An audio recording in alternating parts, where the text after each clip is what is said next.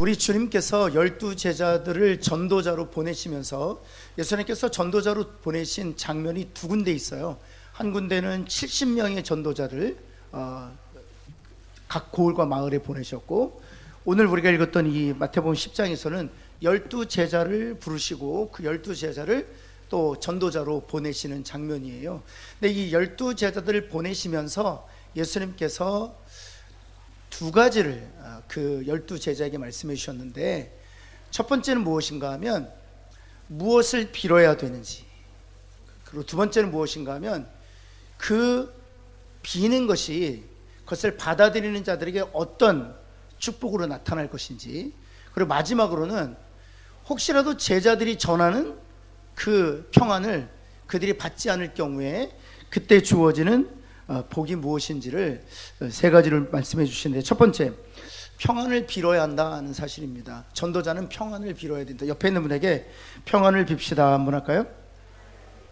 우리 12절 말씀 우리가 읽었던 본문을 다시 보면 한번 보시겠습니까? 그 집에 들어가면서 평안하기를 빌라. 여기서 말하는 평안이라는 것은 샬롬입니다. 샬롬은 네 가지라고 말씀드렸죠. 혹시 기억하신 분 계십니까? 네 가지인데, 내면적인 것과 외면적인 것이 있고, 수직적인 것이 있고, 수평적인 것이 있습니다. 이걸 전체적으로 평안, 샬롬이라고 얘기합니다.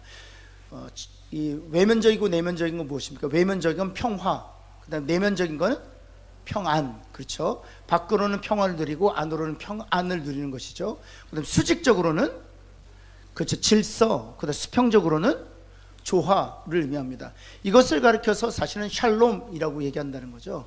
옆에 있는 분에게 샬롬이 당신에게 있기를 바랍니다. 한번 할까요? 그래서 유대인들은 샬롬이라고 인사할 때 손가락을 이렇게 펴서 샬롬이라고 인사했다고 말씀드렸습니다. 샬롬.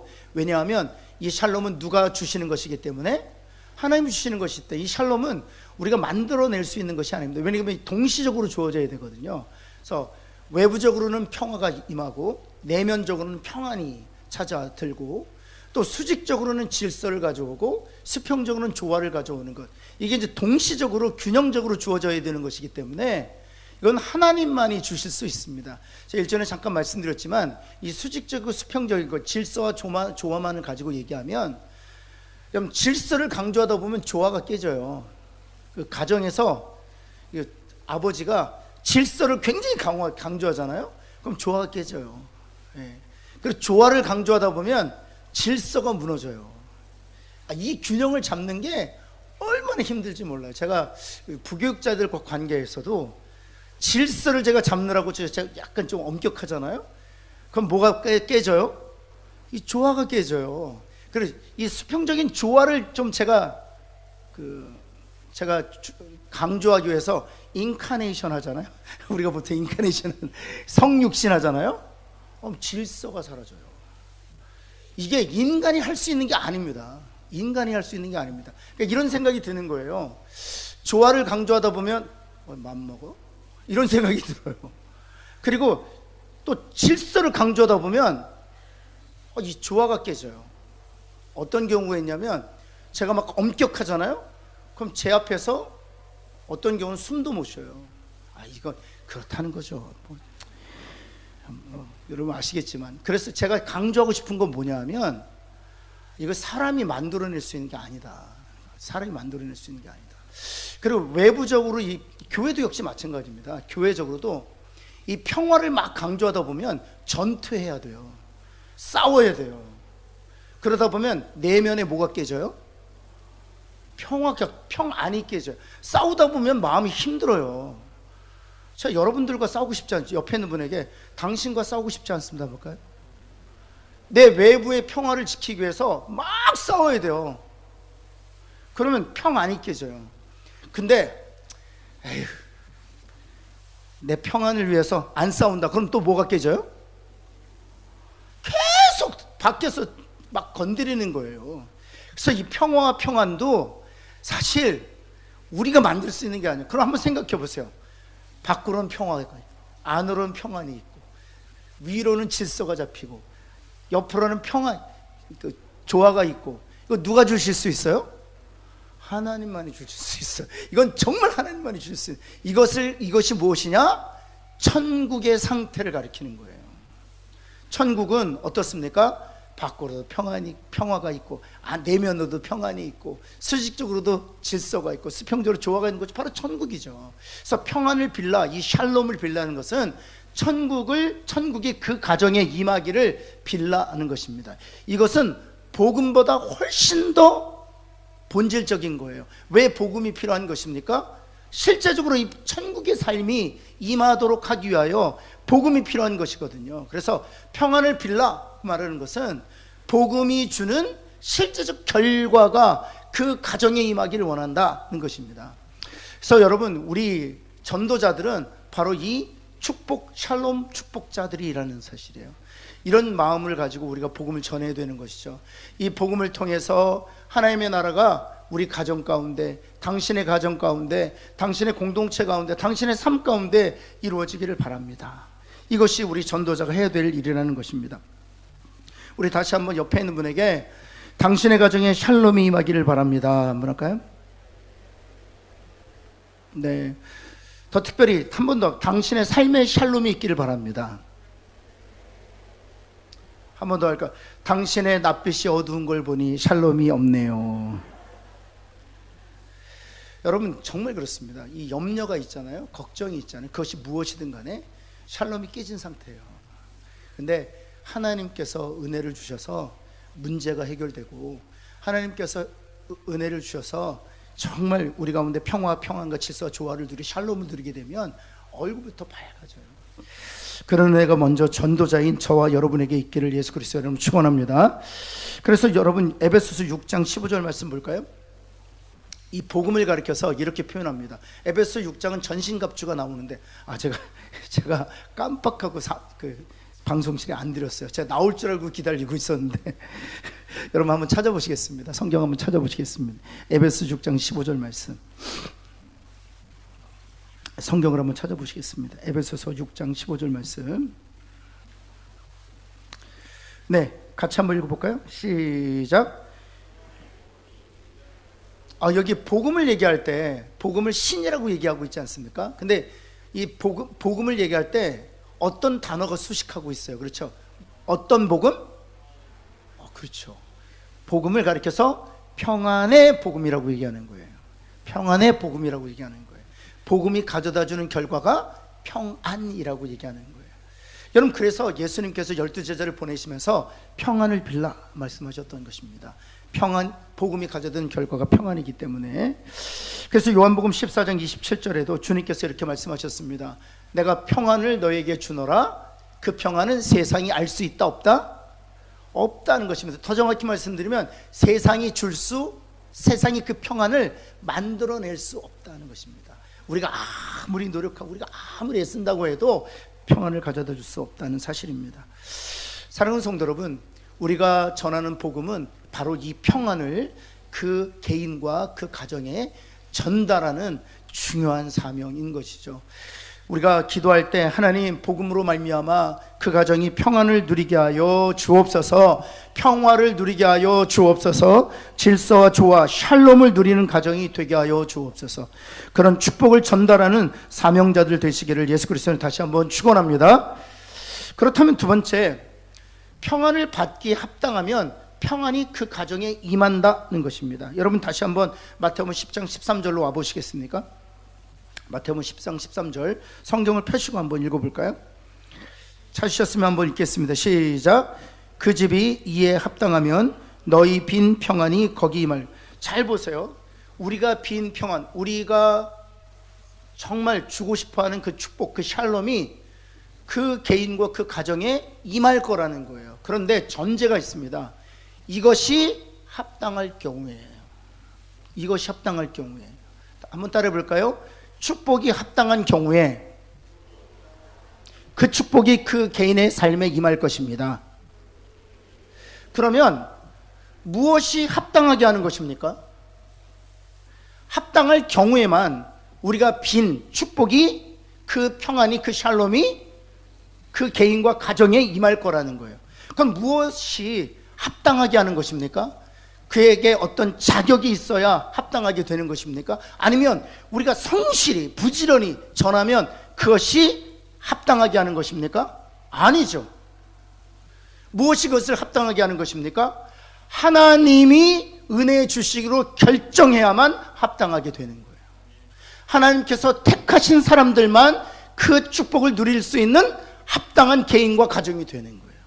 그래서 우리가 알 수 있어요, 없어요? 하나님이 하나님의 은혜를 주시기로 작정하신 것을, 그래서 그 가정이 그 평안을 받아들이기에, 그 개인이 평안을 누리기에 합당하다는 것을 우리가 알 수 있습니까, 없습니까? 몰라요. 우리는 알 수가 없어요. 우리가 해야 되는 일은 무엇입니까? 축복을 전하는 것입니다. 그래서 주님이 말씀하시는 거예요. 평안을 빌라. 그 평안이 합당하면 그 개인과 가정에 임할 것이다. 우리가 그 평안이 그에게 합당하다는 사실을 어떻게 알게 되느냐?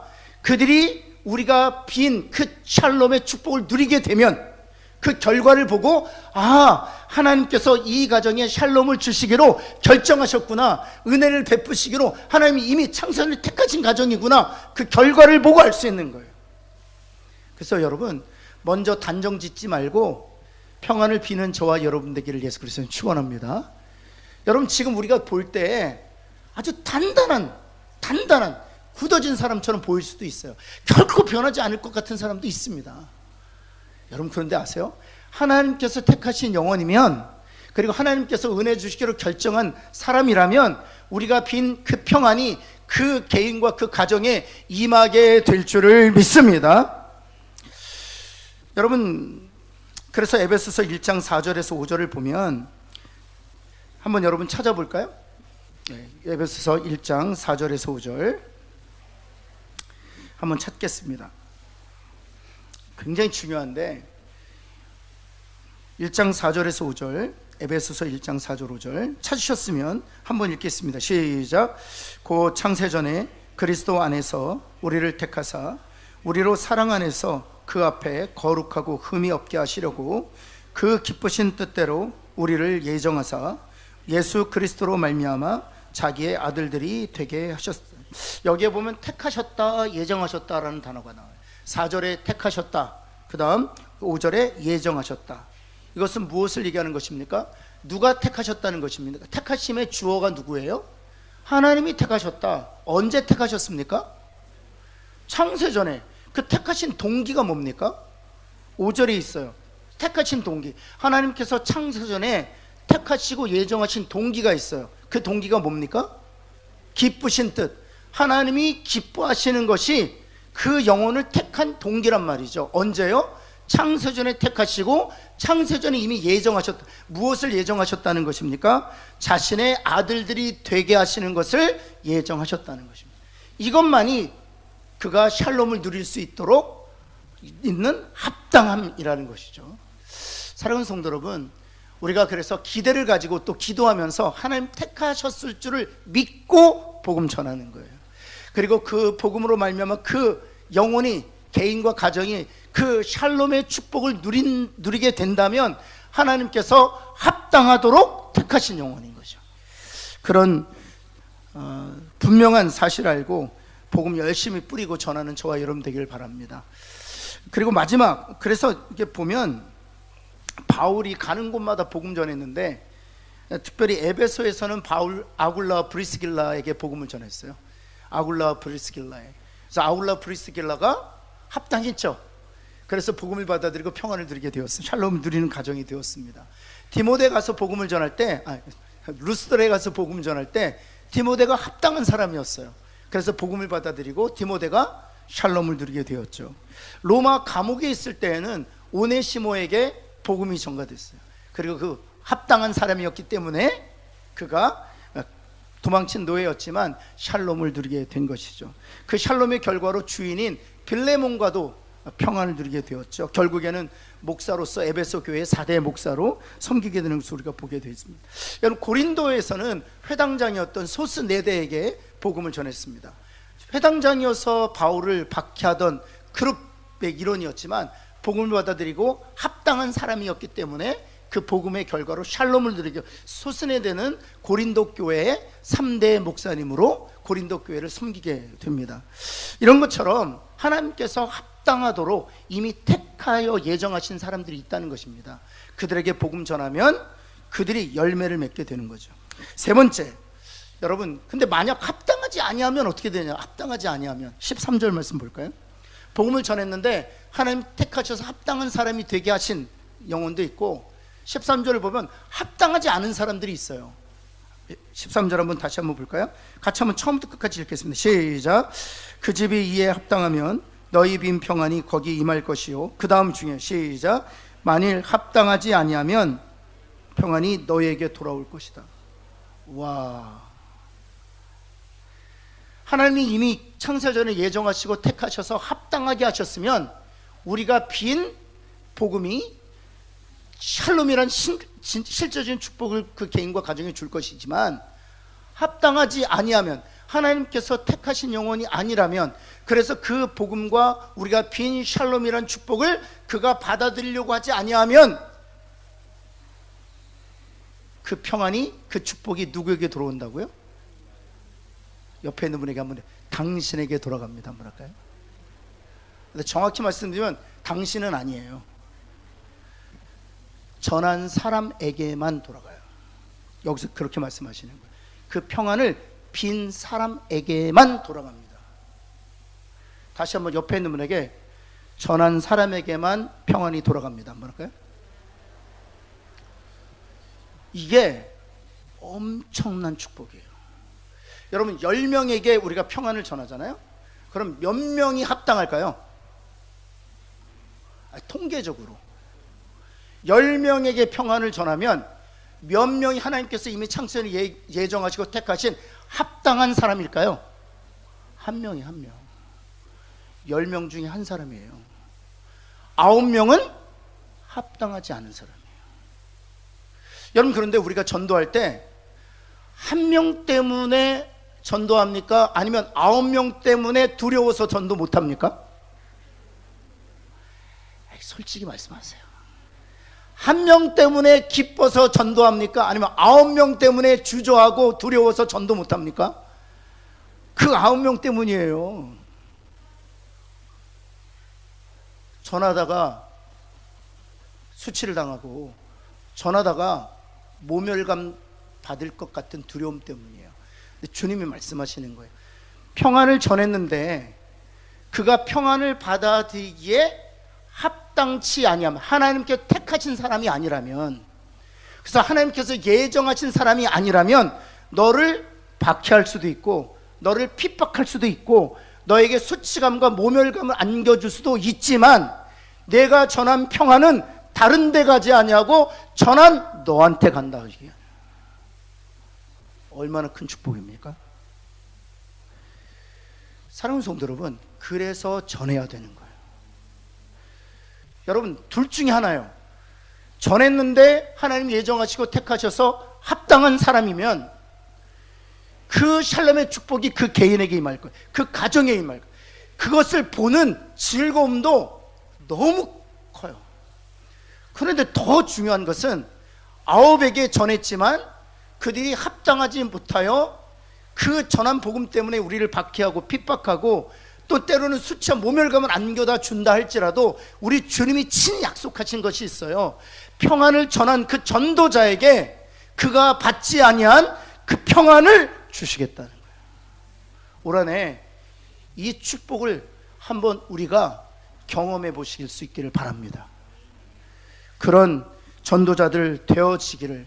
그래서 정말 우리 공동체가 복음을 전함으로 말미암아 주께로 돌아오는 이들 때문에 감사하고, 또 그들이 합당하지 않을 때 내게 다시 돌아오게 되는 그 축복을 누리는 것을 우리가 경험함으로 전도자의 삶이 얼마나 보람되고 가치 있는 축복을 나누는 사명자의 삶인지 다시 한번 간증하고 다시 경험하고 체험하는 우리 공동체 되기를 예수 그리스도 다시 한번 축원합니다. 하나님 참으로 감사합니다. 주님, 그렇습니다. 하나님, 우리에게 평안을 빌라고 말씀하셨습니다. 하나님, 천국의 삶을 개인과 가정에게 비는 전하는 축복 사명자들 다 되게 하여 주옵소서. 하나님, 우리가 복음 전할 때 이미 하나님께서 창세전에 예비하시고 예정하셔서 합당하게 준비시켜 준 사람들을 하나님 만나게 하여 주시기를 간절히 소원합니다. 그들이 그 샬롬을 누리게 하여 주옵시고 복음으로 말미암아 하나님과 또 이 세상과 샬롬을 누리는 그런 귀한 축복을 누리게 하여 주옵소서. 뿐만 아니라 간절히 원하옵기는 오늘 이번 올해에 주님이 말씀하셨던 것처럼 우리가 전한 그 샬롬이, 그 평안이, 그 축복이 그에게 합당하지 않게 될 경우에 우리에게 그 축복이 돌아오는 것을 우리가 맛보는 한 해가 되게 하여 주옵소서. 그래 우리가 계속적으로 전도를 쉬지 않게 하여 주시고 우리의 전도의 탄력을 받는 우리 공동체가 되도록 하나님 축복하여 주옵소서. 예수 그리스도의 이름으로 기도합니다. 아멘.